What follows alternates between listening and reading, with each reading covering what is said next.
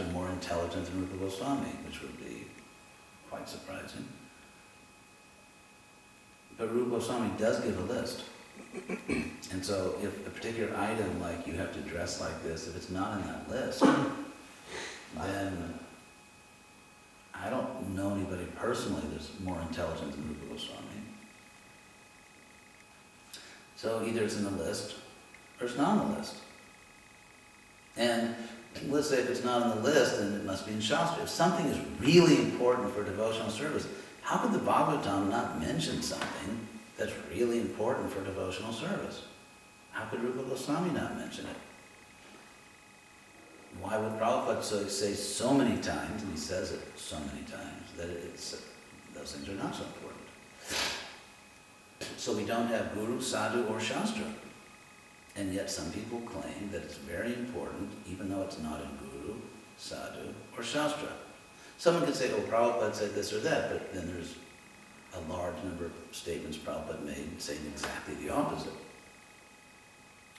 So we don't have a clear, there's no clear requirement. For example, Prabhupada says you're not the body. When does Prabhupada say you are the body?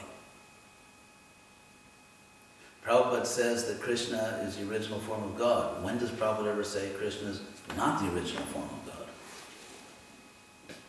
So if anything is really a basic principle of knowledge, Prabhupada teaches it. He doesn't teach the opposite. When you find cases, and there are cases, where Prabhupada says various things on the same topic, obviously we're not dealing with a basic principle. This is not rocket science. We're obviously not dealing with a basic principle. We're dealing with the variable principles. Otherwise, why would Prabhupada give variable and varying instructions on it? So, for me, it's just so simple. So if someone has the presumption, and apparently there are many people who do have this presumption, to declare and try to enforce a principle as a basic principle of Bhakti Yoga, which is not a basic principle for Rupa Goswami, it's not a basic principle for Shastra, and yet, so on what grounds do we declare it to be a basic principle? Personally, when I joined the Hare Krishna movement, what inspired me, well, first of all, what inspired me was Prabhupada and Krishna, but what really kept me going, what really thrilled me when I was a new devotee, is the idea of a spiritual science. The idea that I had transcended sectarian, fanatical religions, irrational, dogmatic religions. I had actually discovered a spiritual science. That's why I'm doing this. So I'm not about to let someone take that away from me and say, forget the spiritual science, wouldn't you rather have a dogmatic religion? So I take the principle of Guru, Sadhu, and Shastra very seriously. I take it very seriously. It seems like a little more seriously than some people.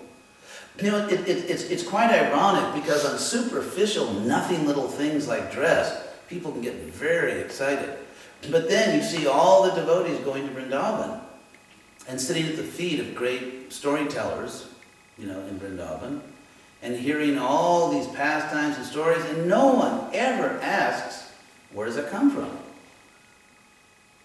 One time a senior ISKCON sannyasi was taking me around Govardhan, and it's like every 10 steps there was some new Leela to tell. Like here, Krishna stole Radharani's credit cards, or, there's all kinds of things. It's like, every minute, here this happened, here that happened. And so at a certain point, I just stopped and I said, where do these stories come from? I mean, what's the authority for all these stories? And he stopped and he was startled, and he said to me, no one ever asked me that. No one ever asked me that. So it's this very selective fidelity.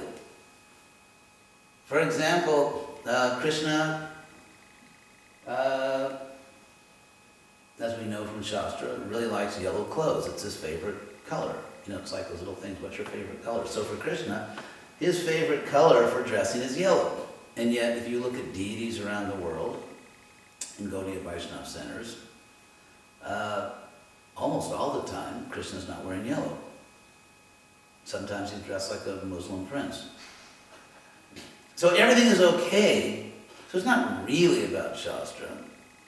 It really just has to be within a certain tradition coming from India. So again, this selective enforcement of Shastra or skipping Shastra. In other words, if you like something, it's okay even if it's not in Shastra, and if you don't like it, it's bad. Even Shastra doesn't say it's bad. Personally, I think that we need to clean this up. I think we need a real spiritual science. I think people in Europe, in Western Europe, there's, as they say, there's not a snowball's chance in hell that the people of Western Europe are going to be culturally colonized by South Asia. It's really not going to happen. And if someone thinks it's going to happen, I think, I'll help pay for treatment for that person, so they can eventually. Anyway, so, to think that Western Europe, especially nowadays, more than ever, that Western Europe can be culturally colonized. But what Western Europe will accept, in my view, is a real spiritual science.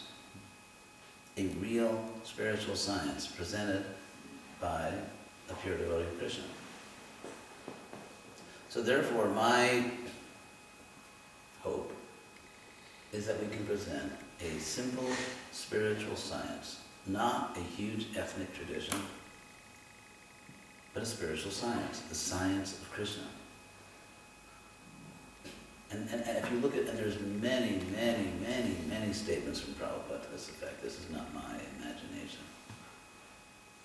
Just like, for example, in Denmark, if there's some new discovery in medical science and computer science, it's immediately accepted because it's science, isn't it? Denmark is an up-to-date first world country. So if we present a real spiritual science, I think that's what we need to do. Well, first of all, we need to understand what that means. Yes? No, the most important point is when a person sees the purity of the character, right?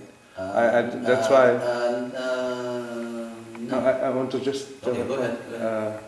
Then even anywhere, a common man who is sincere, then how he is dressed will never be an obstacle to come to Krishna consciousness. I think we are living on some other planet. We're not on this one. Because in the real world, all of social science, all of history tells us the opposite. People are superficial nowadays. They're superficial and they absolutely judge other people by their appearance. They absolutely do that. And I've heard from hundreds and hundreds of I've heard from hundreds of devotees that this external thing kept me away from ISKCON. I've heard from, because you see, I'm kind of like the poster boy for this whole Western preaching.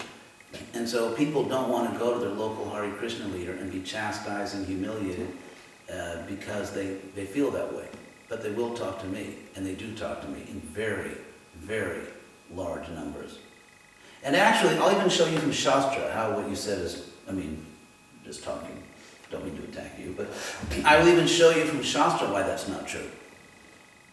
Krishna says in Bhagavad-gita that in order to practice bhakti yoga, you have to be moderate and not extreme in the way you deal with your human needs.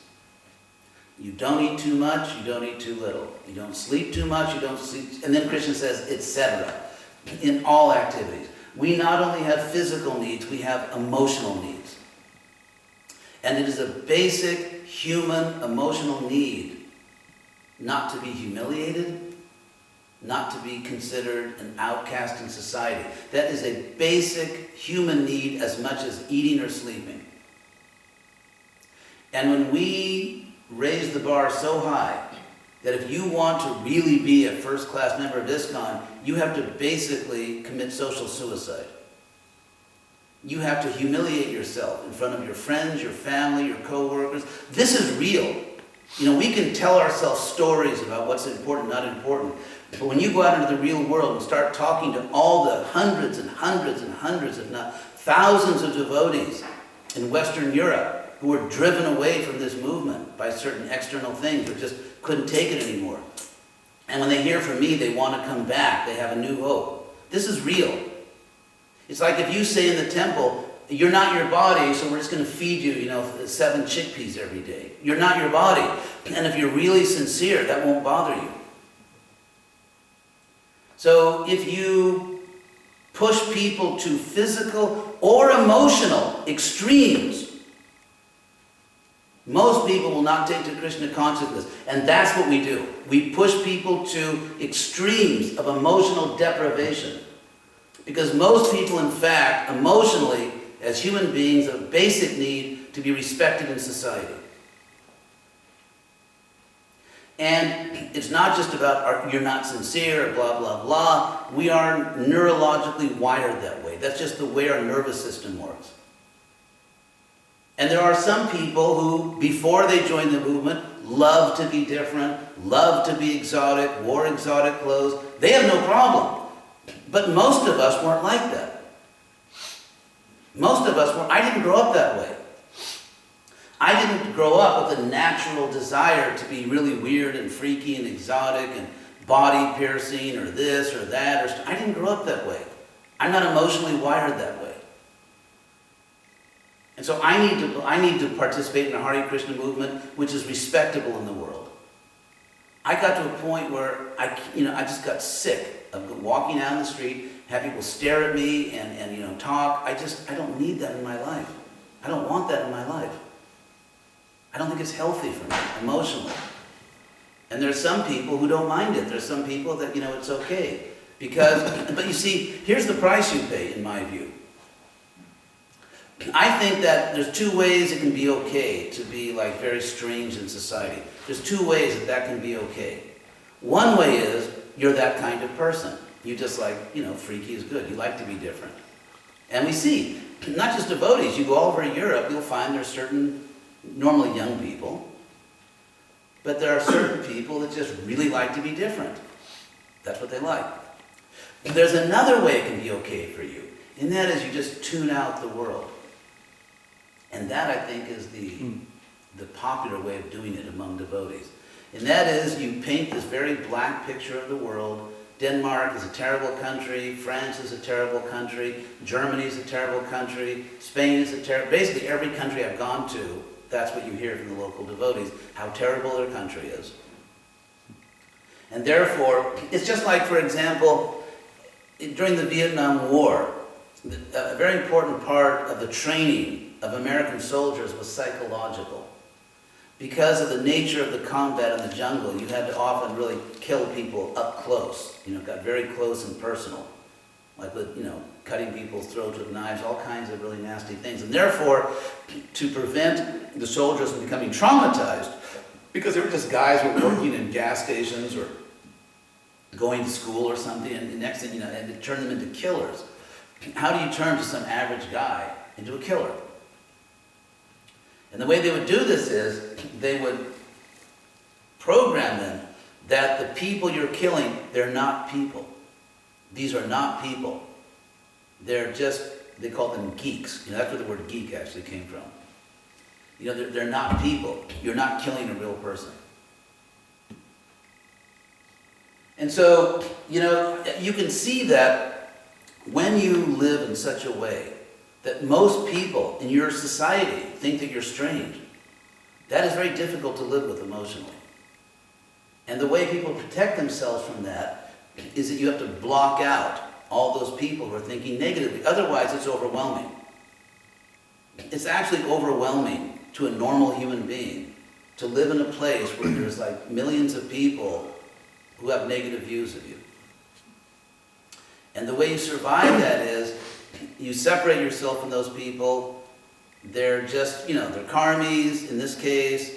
They're degraded. They're this. They're that. Their opinions don't matter. And then this is the only opinion that matters, what my guru says, what the devotees say. But the price we pay, I believe the price we pay is that in order to protect ourselves psychologically from this massive negativity, because it's really out there.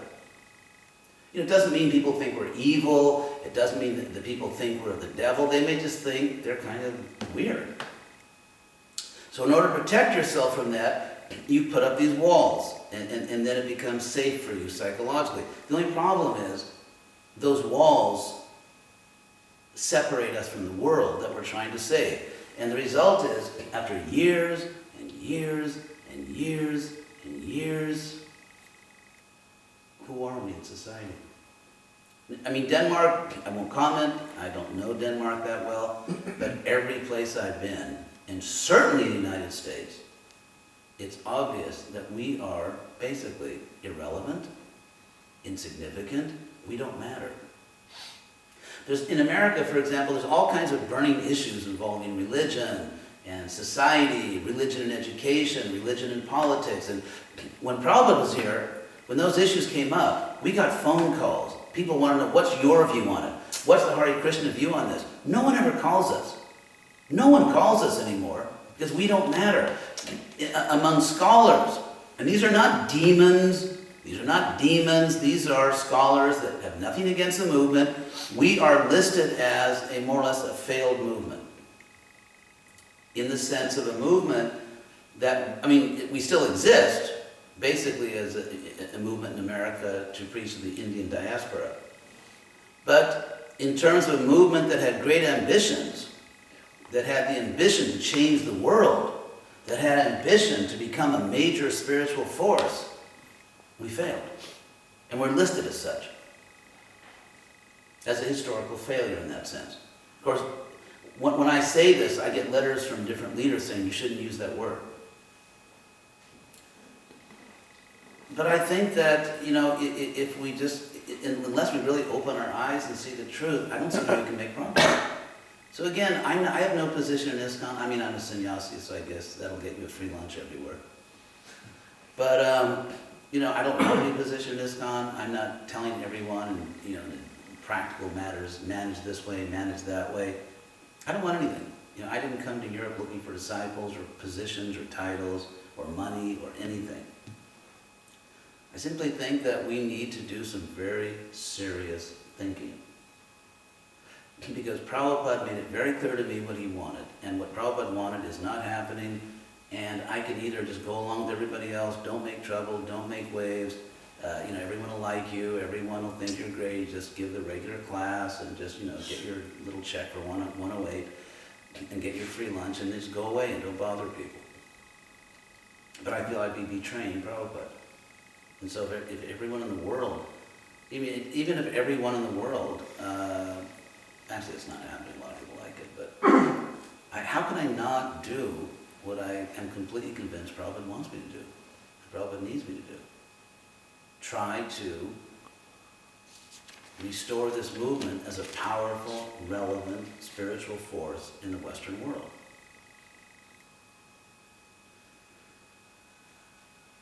So, that's what I'm just trying to do this for Prabhupada. I really don't want anything else. Yes, you will raise your hand.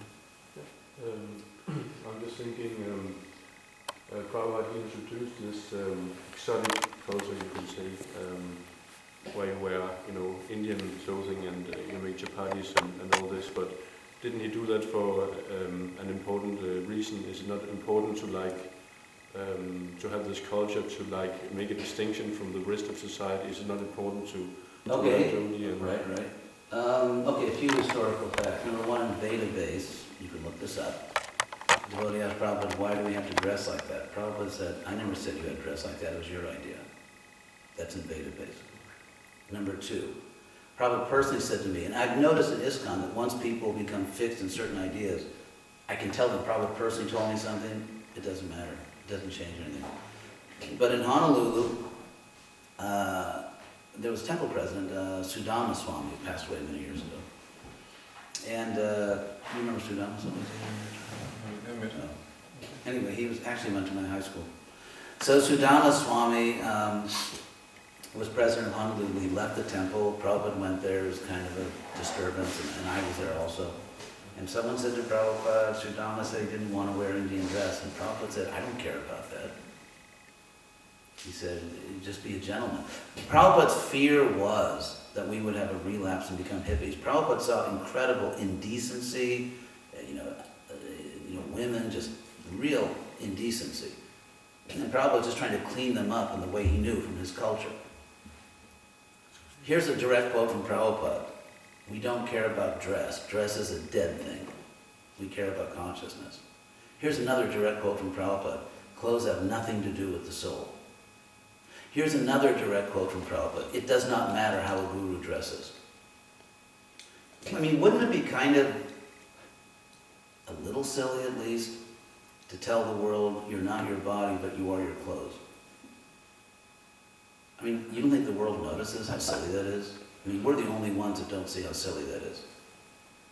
I understand that, and again, as far as Prabhupada, Prabhupada definitely made some favorable comments about it, and he made many comments saying it's trivial, which is obvious. So, if someone needs that, if someone feels more Krishna conscious, if someone needs to dress a certain way in order to be fixed in Bhakti Yoga, yes, and you should dress that way. Save yourself first.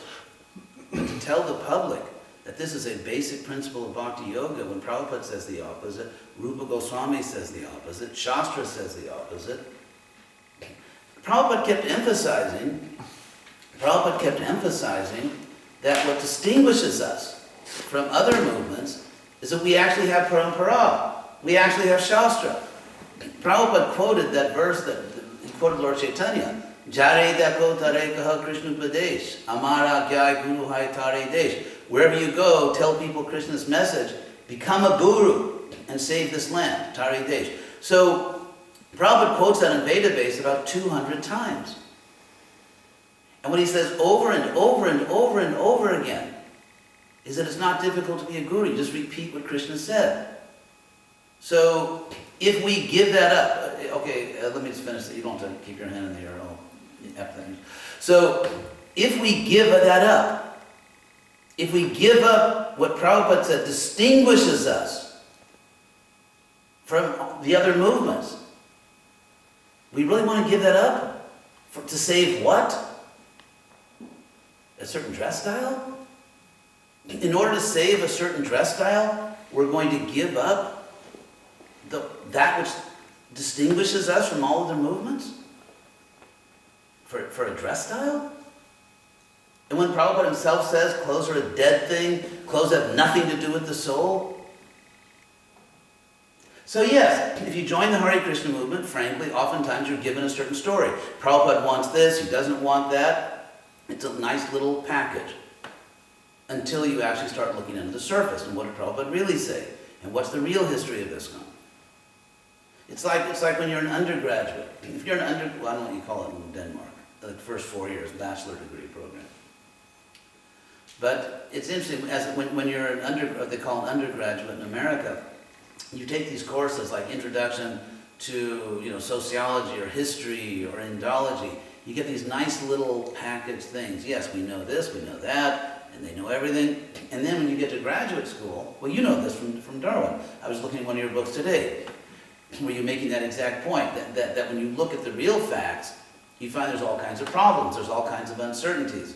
You're attacking someone using the word function in 2 different ways. I did. Yeah. And so when, if you get this nice little package, this is Vedic culture, you dress like this, you eat like that, you do this, you do that, it's very nice because you don't have to think, and thinking is not encouraged. You don't have to think, you just have this beautiful little picture of being better than everyone else in the world, which is, very comforting. But then when you look under the surface, if you do start thinking and start looking more closely at what Prabhupada said, you find that it's a little different.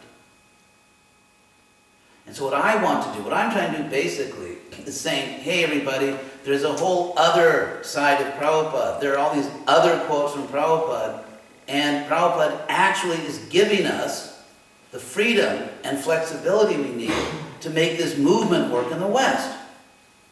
I'm not trying to say, forget what Prabhupada said, this is my idea. I'm saying the opposite. Why don't we look at all of Prabhupada? Why don't we keep all of Prabhupada in the center of ISKCON? Why should we filter out half of what he said on these things? Or over half of what he said on these things? Just filter it out. So that, if a devotee by nature happens to be conservative, then you just filter out everything Prabhupada said that doesn't fit that little picture. The real Prabhupada actually gave us everything we need to make this movement relevant and to start winning. And to start becoming an important spiritual movement in Denmark, in Germany, in France, in Italy, in Spain, everywhere. Prabhupada gave us the ammunition we need. But you actually have people preaching against it. As if it's Maya. It comes from Prabhupada, but it's Maya somehow, because it doesn't fit a particular little picture. I'll give you an example. This is actually historically normal. This is what you would expect if you know the history of religions. I'll give you one example. In the 300s AD, in the 4th century AD, the Christian world was divided, really divided in half between two groups. One group was the Trinitarians, who believed in the Trinity doctrine. And the other group was, they were called Aryans, because they followed a priest named Arius, who said that if you hear what Jesus actually said about himself, he makes it very clear he's not God. Whenever Jesus talks about himself and God, he always presents God as being greater than himself. And so for almost a century, there was this big debate going on that completely divided the Christian world. And eventually the Trinitarians won by a combination of preaching and, attacking their opponents, burning churches down, and because it was all, because there was the Eastern Roman Empire and the Western Roman Empire, there were two Christian groups, and so there were these four variables that just kept going around and around. At times, the Western Empire supported the Trinitarians, at times they supported the Aryans, at times the Eastern Empire supported one or the other, and so it was all mixed in with political power, military victories. If an Eastern emperor fought a Western emperor and won the battle, then whatever group he happened to favor would become the... So it was going around and around. And finally, by the end of the 4th century, obviously, from my view, it's a no-brainer. Obviously, we have to take seriously what Jesus says about himself. And Jesus always presents God as being greater than him, and Jesus, in fact, does not preach that I am fully man, fully God. That obviously he didn't preach that. And he wasn't accused of preaching that. So, my point is that by the end of the 4th century, it became a capital crime. That means a crime punished by death. To argue that when Jesus talks about himself, we should believe him.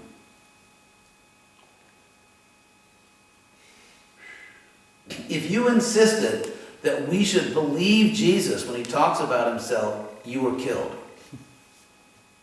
Similarly, I can say things that Prabhupada said about himself over and over again about where he's infallible and what his limitations are, and some leaders will think I'm offensive. They do think I'm offensive for basically repeating what Prabhupada said about himself. So again, I want to keep the real Prabhupada in the center.